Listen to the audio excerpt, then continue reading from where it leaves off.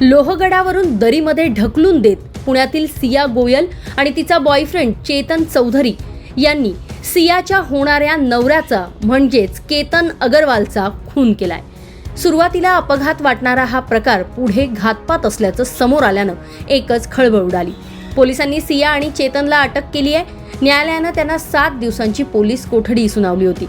या घटनेनंतर सर्वत्र हळहळ व्यक्त होतीये। मात्र सियाला अद्यापही केलेल्या या कृत्याचा पश्चाताप नाही अशी माहिती पोलीस सूत्रांकडून समोर येतेय। चेतनला थोडा का होईना पण पश्चाताप होतोय असं कळतंय। सिया केतनला घेऊन लोहगड किल्ल्यावर 18 दिवसात 3 वेळा आली होती। ना पाऊस ना हिरवळ ना किल्ल्यावर वारंवार येऊन काही विशेष बघण्यासारखंही। त्यामुळे तिथे वारंवार जाण्यामागचं कारण पोलिसांना समजलं नाही।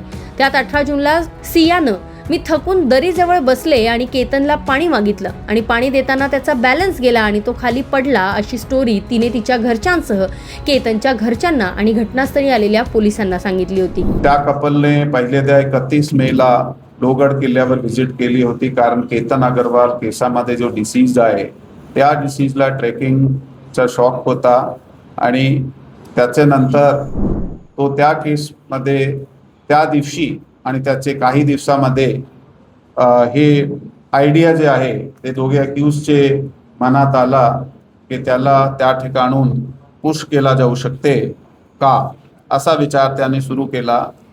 मग 4 जून रोजी त्यांनी परत लोहगड किल्ल्यावर जाण्याचा प्लॅन तयार केला, परंतु त्या दिवशी शक्य झाला नाही। मग ऑलरेडी प्रेस समोर मांडण्यात आलेलं आहे की ते पासपोर्ट मिसप्लेस करण्याची घटना झाली आणि नंतर परत तशी घटनाला अंजाम देण्यासाठी 14 तारखेला ते कपल जे होता ते त्याच ठिकाणी त्याच पॉईंटवर गेला ज्या पॉईंटवरून 18 तारखेला त्याची डेथ झालेली आहे। अधिक इन्व्हेस्टिगेशनमध्ये असा निष्पन्न झालेला आहे की 14 तारखेला सुद्धा हे अटेम्प्ट केला गेला होता, परंतु तो अटेम्प्ट सक्सेसफुल झाला नाही आणि त्याचा सस्पिशन जे आहे ते तो डिसीज्ड केतन अगरवालचे मनात होऊ दिला गेला नाही। त्याला एक वेगळी स्टेजने दाखवला गेला होता आणि नंतर 18 तारखेला ह्याच्यामध्ये अनसक्सेसफुल झाल्यानंतर त्यावेळी हे ठरवण्यात आला होता की जो आरोपी चेतन चौधरी आहे तो 18 तारखेला तिकडे जाईल बरोबर आणि ह्या घटनेला अंजाम देण्यात येईल। मग 18 तारखेनंतरची पुढची स्टोरी आम्ही आपल्याला सांगितलेली आहे। इन्व्हेस्टिगेशनमध्ये जे काल सुद्धा मला हे प्रश्न विचारण्यात आले होते की आजच्या इंट्रोगेशनमध्ये काय झाला, पुढील काय आहे, दर तासाची माहिती इन्व्हेस्टिगेशनची असा पब्लिकली अनाऊन्स करणे योग्य नाही आहे। प्रत्येक गोष्टीला आम्हाला आमच्या समोर निष्पन्न झालेल्या गोष्टीला आम्हाला सिद्ध करावा लागते। त्या सिद्ध करण्यासाठी आम्ही आता प्रयत्नशील आहात, त्यासाठी पुरावा गोळा करणे चालू आहे। त्या गुन्ह्यात हे सगळं झाल्यानंतर आपल्याला परत ब्रीफिंग करण्यात येईल। पोलिसांनी सियाच्या मोबाईलची पूर्ण हिस्ट्री काढली।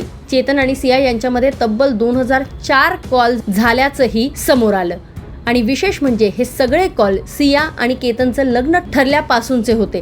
जवळपास 238 तास ते एकमेकांसोबत बोलल्याची माहिती सुद्धा पोलीस तपासात समोर आली आहे। न्यायालयानं सिया आणि चेतनला 7 दिवसांची पोलीस कोठडी सुनावली आहे। या संपूर्ण प्रकाराबाबत सियाला अद्यापही या कृत्याचा पश्चाताप नसून चेतनला थोडा का होईना याचा पश्चाताप होत असल्याचं दिसून येत आहे अशी माहिती पोलीस सूत्रांनी दिली आहे। सियानं पोलीस चौकशी दरम्यान आपण चेतन चौधरीवर प्रेम करत असल्याचा आणि केतन अगरवाल याच्याशी लग्न करण्याची इच्छा नसल्याचं यापूर्वीच सांगितलं होतं असा दावा तिने केलाय। हे लग्न मला करायचं नव्हतं असं कित्येकदा तिने केतनला स्पष्ट केलं होतं। मात्र लग्न मोडण्यास केतन काही तयार नव्हता असा दावा सियानं केलाय। तसंच जर सिया पळून गेली असती तर तिच्या कुटुंबाची बदनामी झाली असती आणि तसंच तिच्या कुटुंबियांना अपमान सहन करावा लागला असता आणि त्यामुळेच तिने केतनला ठार मारण्याचा कट रचल्याचं पोलीस तपासात समोर आलंय। या संपूर्ण प्रकरणाबाबत आता पोलीस तपासात आणखी काय महत्त्वाची माहिती बाहेर येते हे पाहणं महत्त्वाचं असणार आहे। पुण्याहून अश्विनी जाधव केदारी, लोकमत व्हिडिओ।